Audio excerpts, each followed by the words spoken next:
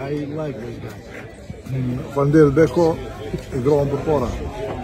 Kritikat që e kishte bërë përparim Ramës gjatë fushatës për rundin e parë të zgjedhjeve, në humor I ktheu sot kandidati I AAK-s, Pejk Berisha, dhe kështu bëri të ditur se do ta përkrah pikërisht kandidatin e LDK-s në balotazh.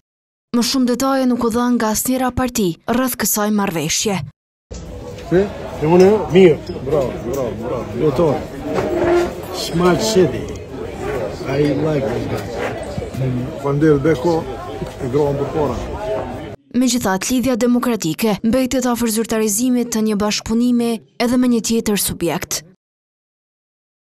Jemi shumë afër finalizimit të marrëveshjes për bashkëqeverisje me Lidhjen Demokratike. Ndërkohë, siç merr vesh televizioni Dugagjini, nga burimet të afërta me zhvillimet, PDK-ja si partia më e madhe jashtë balotazhit ka pasur ofertë për bashkëpunim, sikurse nga VV-ja, ashtu edhe nga LDK-ja. Por Besiana Musmurati tha se nuk ka ndonjë zhvillim konkret e marrëveshje.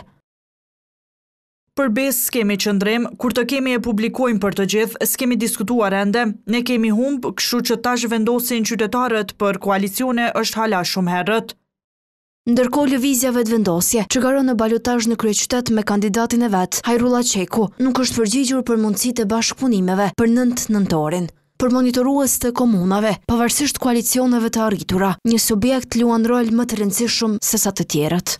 Partia Demokratike është përcaktuar si fituesit në Prishtinë dhe mendoj që më e natyrshme do të ishte sikur PDK-ja dhe LDK-ja do të arrinin një marrëveshje për të shkuar në mbështetjet e kandidatit të LDK-s, pavarësisht që e dim që ka pasur vërejtje dhe ka vërejtje në punën e zotit përparim Rama.